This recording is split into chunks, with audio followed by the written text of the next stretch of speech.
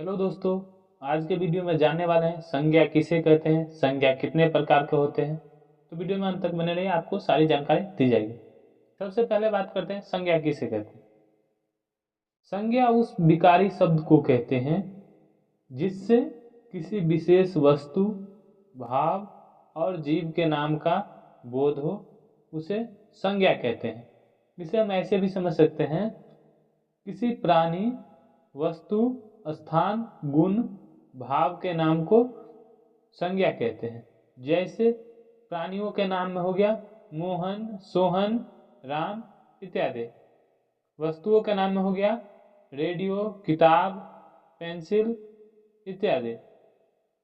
स्थान के नाम में हो गया जैसे पटना, दिल्ली, पुणे, लाल किला इत्यादि।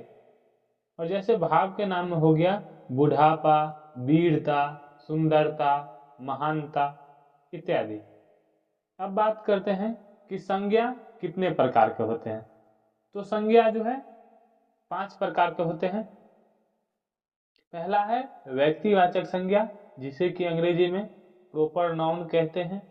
दूसरा है जातिवाचक संज्ञा, जिसे कि अंग्रेजी में कॉमन नाउन कहते हैं। तीसरा है भाववाचक संज्ञा, जिसे कि अंग्रेजी में एवरेस्ट नाउन कहते हैं। चौथा है समूहवाचक संज्ञा, जिसे कि अंग्रेजी में कलेक्टिव नाउन कहते हैं। पांचवा है द्रव्यवाचक संज्ञा, जिसे कि अंग्रेजी में मैटेरियल नाउन कहते हैं। तो अब बारी बारी से सभी का परिभाषा जानते हैं। सबसे पहले है व्यक्तिवाचक संज्ञा।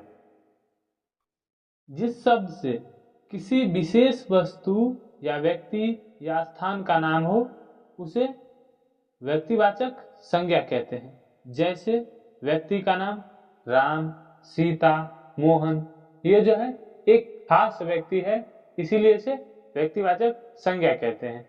जैसे वस्तु के नाम में हो गया कार, रतन।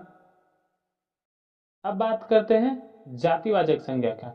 जिस शब्द से किसी जाति के सभी प्राणियों या पदार्थों का बोध हो, उसे जातिवाचक संज्ञा कहते हैं। जैसे लड़का, पशु पक्षी, वस्तु, नदी इत्यादि। यहाँ लड़का बोलने से पूरे लड़के का बोध हो रहा है, पशु पक्षी बोलने से पूरे पशु पक्षी का बोध हो रहा है, नदी बोलने से पूरे नदी का बोध हो रहा है, न कि किसी एक नदी का। इसीलिए इसे जातिवाचक संज्ञा कहेंगे। तो अब बात करते हैं भाववाचक संज्ञा का। जिन शब्द से किसी प्राणी या पदार्थ के गुण, भाव, स्वभाव या अवस्था का बोध हो, उसे भाववाचक संज्ञा कहते हैं। जैसे उत्साह, ईमानदारी, बचपन इत्यादि। उत्साह से यहाँ यह बोध हो रहा है कि किसी चीज की खुशी है। ईमानदारी से यह बोध हो रहा है कि किसी व्यक्ति के ईमानदारी के बारे में बताया जा रहा है। तो इसीलिए इसे हम भाववाचक संज्ञा कहते हैं। अब है नंबर 4 समूहवाचक संज्ञा। जिस संज्ञा शब्द से वस्तुओं के समूह या समुदाय का बोध हो, उसे समूहवाचक संज्ञा कहते हैं। जैसे व्यक्तियों का समूह, भीड़, जनता, सभा, कक्षा इत्यादि। तो इससे क्या होता है, एक समूह का बोध होता है। जैसे व्यक्तियों का समूह बोलने से बहुत सारे व्यक्ति एक समूह में है, भीड़ बोलने से बहुत सारे लोग एक जगह इकट्ठा हुए हैं, सभा, सभा मतलब बहुत सारे लोग एक जगह सभा में बैठे हुए, इसीलिए इसे समूहवाचक संज्ञा कहते हैं। अब है द्रव्यवाचक संज्ञा। जिस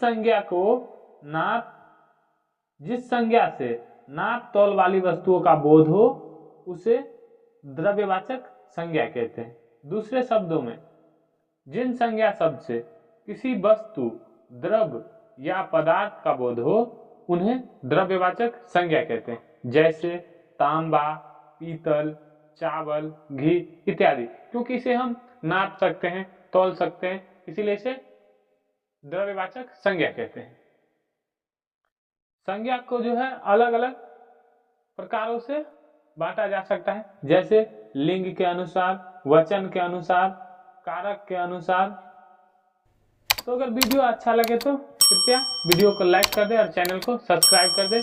थैंक यू, धन्यवाद।